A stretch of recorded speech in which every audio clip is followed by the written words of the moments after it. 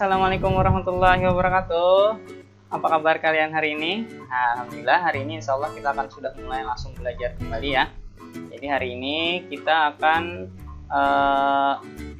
belajar sudah masuk ke tema 1 di kelas 5. Untuk itu kalian boleh siapkan dulu buku pembelajarannya.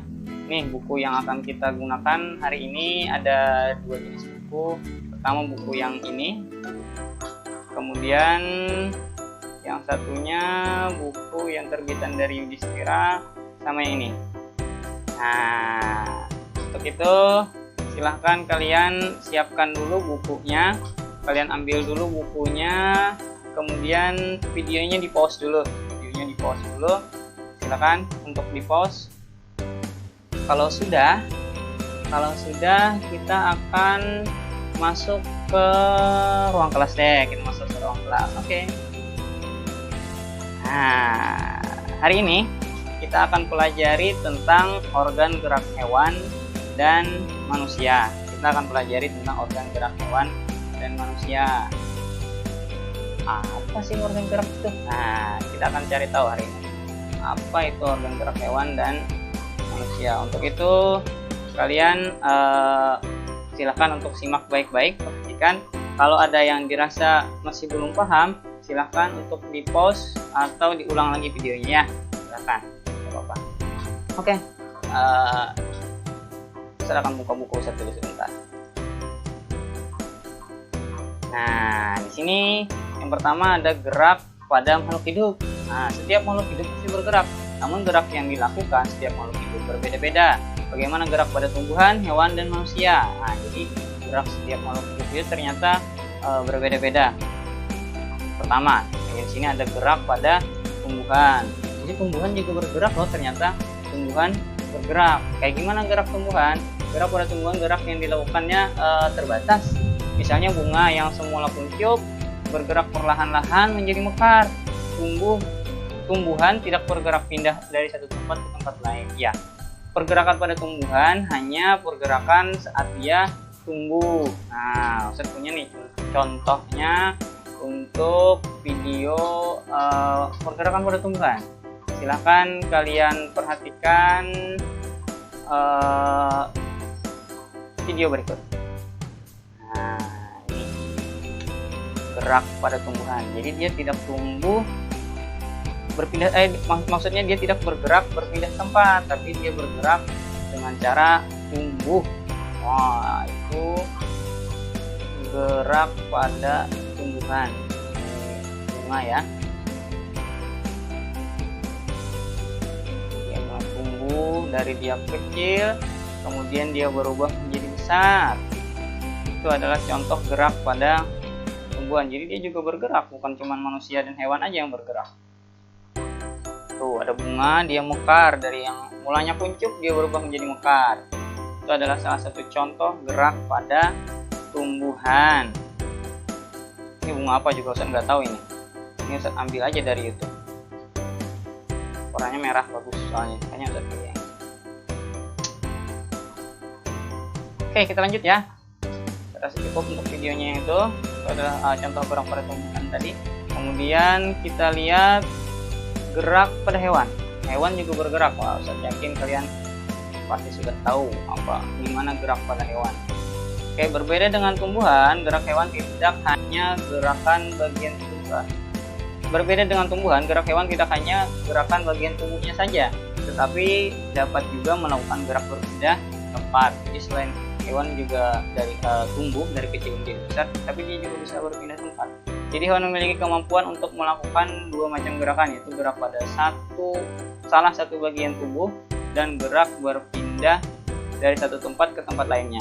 Gerak pada hewan memiliki beberapa tujuan atau fungsi, diantaranya untuk mencari makan dan atau untuk melindungi diri dari predator. Apa sih predator? Pemangsa maksudnya ya. Hewan pada umumnya bergerak dengan berbagai cara sesuai dengan habitat tempat tinggalnya. Sebagai contoh, hewan yang hidup di darat bergerak dengan cara berlari, ada yang berjalan atau merayap. Sementara itu, hewan di udara bergerak dengan cara terbang, dan hewan di air bergerak dengan cara berenang. Ada beberapa contoh gambar yang ada di sini. Bisa dilihat ada kucing, dia karena tumbuhnya di darat, jadi dia berjalan. kucing dengan kakinya 4 itu yang bunyinya meow itu. Kemudian ada di sini kanguru. Kanguru melompat. Nah, kanguru melompat. Dia berpindah tempatnya dengan cara melompat. Ada juga kadas. Dia merayap sama seperti cicak ya. Ini ada ikan. Ikan dia tuh hidupnya di air, jadi dia nggak berjalan ya. Ikan itu berenang ya, kalau dia di air berenang. Burung. Ini ada burung. Dia terbang. Jika punya video, ini contoh video pergerakan pada hewan. Bisa dilihat ini video pergerakan gimana sih hewan itu bergerak. Saya lupa nama hewannya ini. Ini ada ular. Waduh, ini apa sih, tupai ya? Iya sih kayaknya tupai ya. Dia tupainya nggak lari, lihat ular. Dia hanya mendekat. Dia mendekati ular. Wow, berani memang dia. Ini contoh pergerakan ya. Dia bergerak, ular merayap, kemudian ada ini tupai atau apa sih? Dia juga bergerak berpindah tempat. Oke ya, sebelum kita tahu siapa yang menang, siapa yang kalah di antara kedua mereka ini, kita lewat aja deh. Oke, kita kembali ke materi. Oke. Kita sudah pelajari dua gerak tadi, hewan dan juga tumbuhan dan juga hewan. Sekarang gerak pada manusia. Sama seperti hewan, gerak pada manusia tidak hanya gerakan pada bagian tubuhnya saja, tapi dapat juga melakukan gerak berpindah tempat. Gerak pada bagian tubuh manusia, gerak pada bagian tubuh misalnya gerak sewaktu mengangguk, menggeleng, gini yang geleng ya. Gerakan tangan sewaktu makan, serta gerakan pada waktu badan membungkuk dan kembali tegak. Sementara itu, gerak berpindah tempat misalnya gerak berjalan, berlari, melompat, merayap, atau berenang. Jadi juga manusia juga bisa berpindah tempat, karena manusia memiliki kemampuan Allah karuniai. Selain bisa bergerak, juga manusia memiliki akal. Oke, kita lanjutkan ya.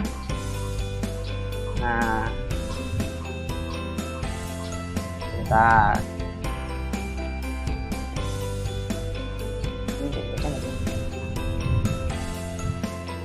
Kemampuan melakukan gerakan tubuh pada manusia merupakan hasil kerjasama antar organ gerak yang menyusun sistem gerak dalam tubuh.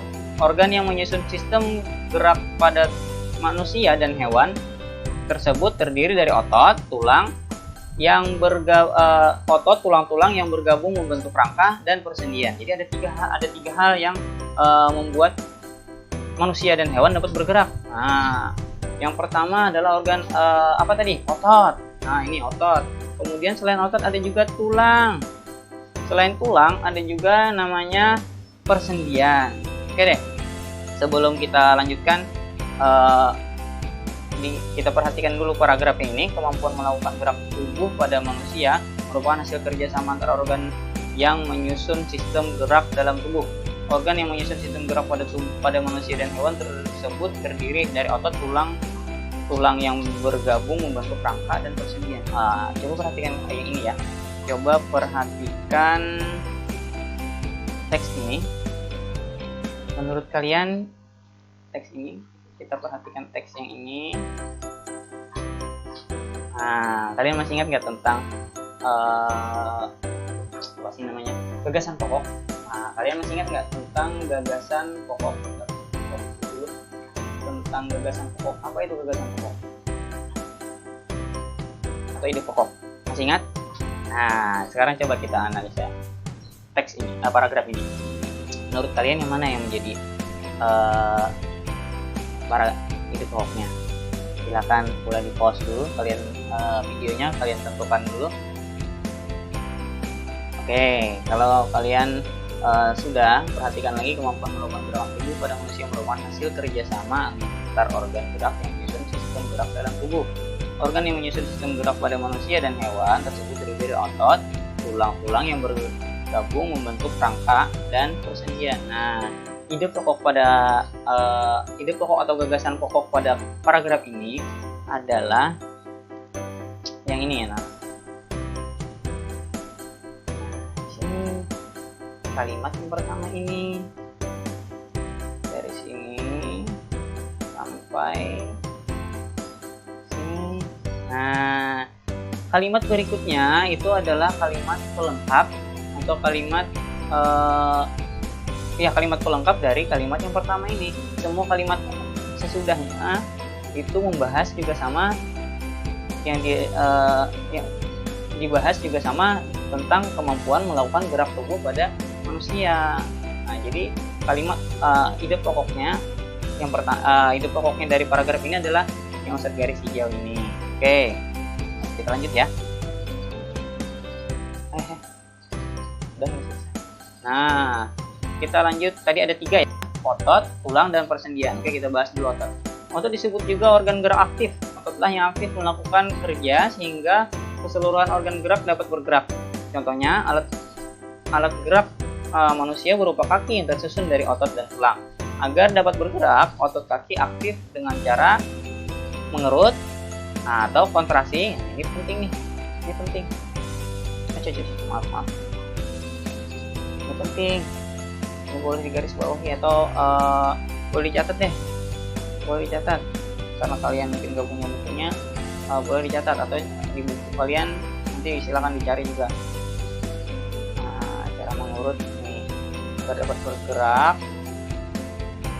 otot kaki aktif dengan cara mengurut atau kontraksi. Otot yang mengurut ukurannya menjadi lebih pendek sehingga menarik tulang tempat otot itu menempel atau melekat. Akibatnya tulang itu bergerak.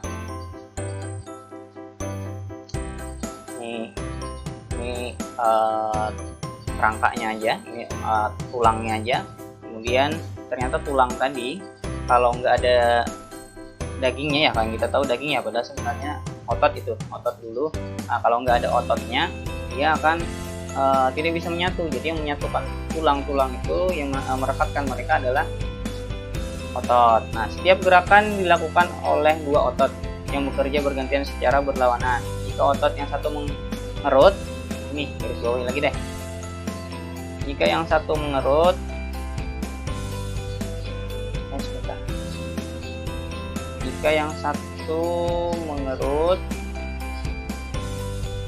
nah ini disebut kontraksi, maka otot pasangannya akan mengendur, disebut relaksi. Nah, ini yang penting, harus catat.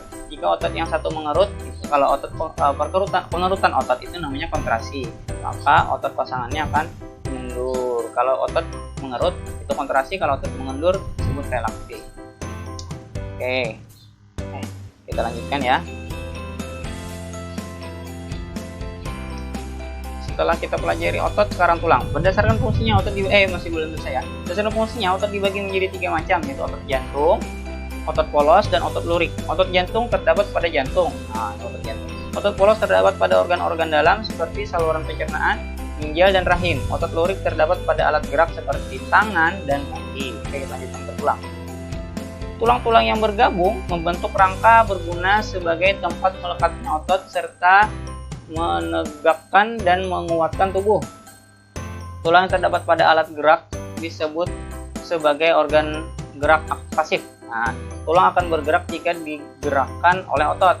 Gerak aktif otot yang menempel pada tulang alat gerak seperti tangan dan kaki menyebabkan tulang tersebut ikut bergerak. Oke, perhatikan deh lagi kalimat ini, paragraf ini. Silakan kalian perhatikan paragraf yang ini. Dari paragraf ini menurut kalian yang mana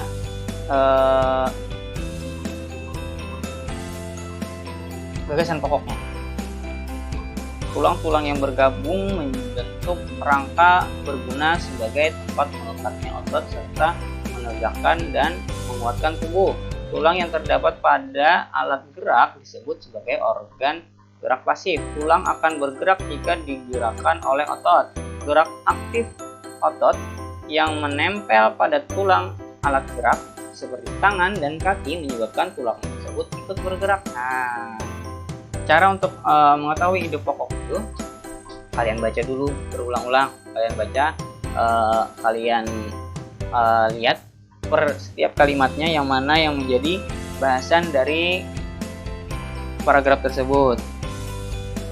Oke, ternyata ini ya. Nah, ini adalah ide pokok atau gagasan pokoknya.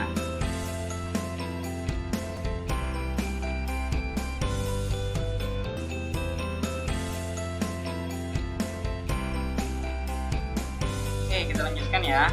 Nah,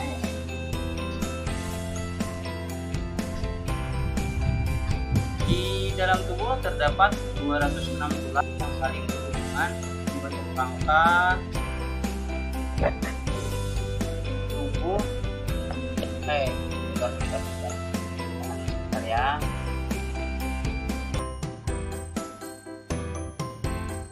Di dalam tubuh terdapat 206 tulang yang saling berhubungan membentuk rangka tubuh. Wow, ada banyak tulang nih. 206 tulang. Nah, ingat nih, harus ingat-ingat. Di dalam tubuh itu ada 206 tulang. Nah, terdapat dua jenis tulang, yaitu tulang rawan dan tulang keras. Nah, satu tulang rawan bersifat elastis dan lentur. Contohnya di mana?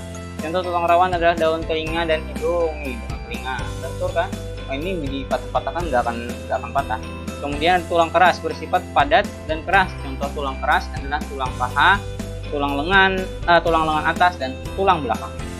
Bentuk tulang yang menyusun rangka tubuh manusia bermacam-macam. Secara umum bentuk tulang dapat dikelompokkan menjadi 4 macam, yaitu tulang pipa, tulang pipi, tulang pendek, dan tulang tidak beraturan. Kita lanjut ya, halaman berikutnya. Nah, nih tulang tadi ini bentuk tulang penyusun rangka. Tulang pipi, tulang pipa, tulang pendek, tulang tak beraturan. Nah, dan ini silahkan lihat tabelnya. Tulang pipa itu contohnya adalah tulang paha, tulang betis, dan tulang kering.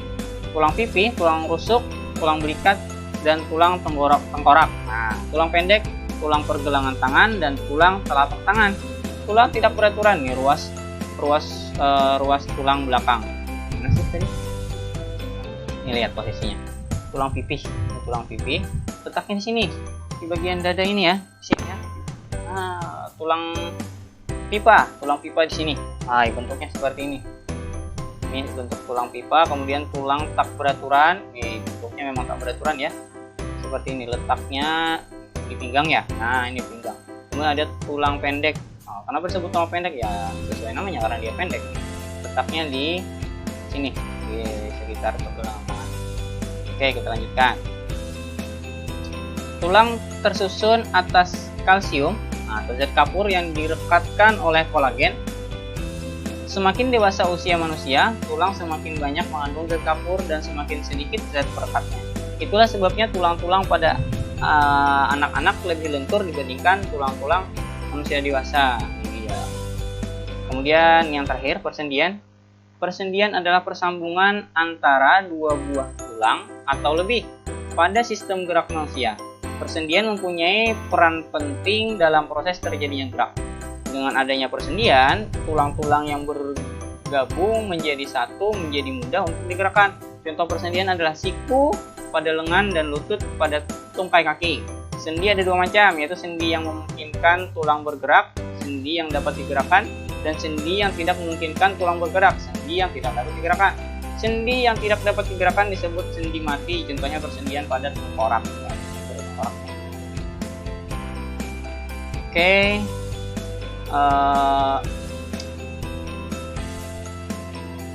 Videonya nanti kalau mau nyatet boleh, silahkan. Ini ada materinya, silahkan di pause videonya. Kalau mau dicatat silahkan, karena di buku kalian ini nggak ada, materi ini nggak ada di buku kalian. Jadi materi ini Ustadz sampaikan. Kalau ada yang dirasa perlu, seperti yang Ustadz garis-garis bawakan tadi umumnya, itu boleh dicatat di buku catatan. Nah, kemudian yang lainnya boleh kalian lihat di bukunya, dibaca di bukunya. Nah, nanti tugas kalian adalah membuka buku pertama. Buka dulu buku yang ini, buku kalian yang dari Kemendikbud. Buku yang ini silahkan kalian lihat di halaman 3. Itu tugas kalian yang pertama adalah buka halaman 3, kemudian baca itu. Kemudian baca halaman 3.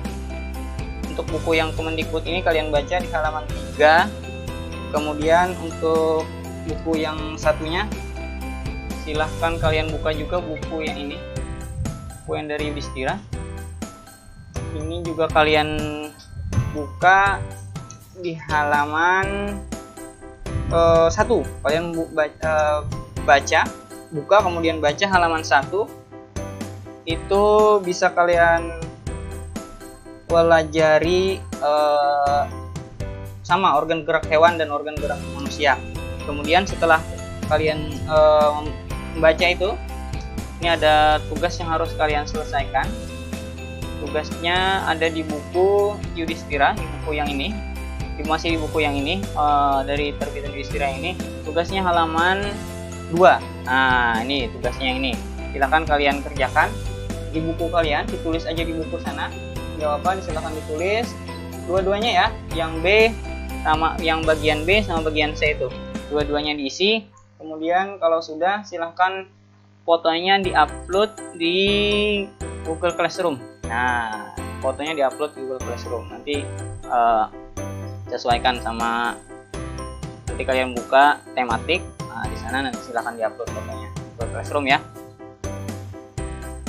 Kalau ada pertanyaan silahkan boleh kontak ke wali kelasnya. Kemudian boleh menghubungi wali kelasnya maksudnya. Kemudian kalau kita lanjutkan lagi nanti ya, pelajarannya kita lanjutkan lagi di hari berikutnya. Saya akhiri pelajaran hari ini. Wassalamualaikum warahmatullahi wabarakatuh. Saya akhiri pelajaran hari ini. Wassalamualaikum warahmatullahi wabarakatuh. Dadah.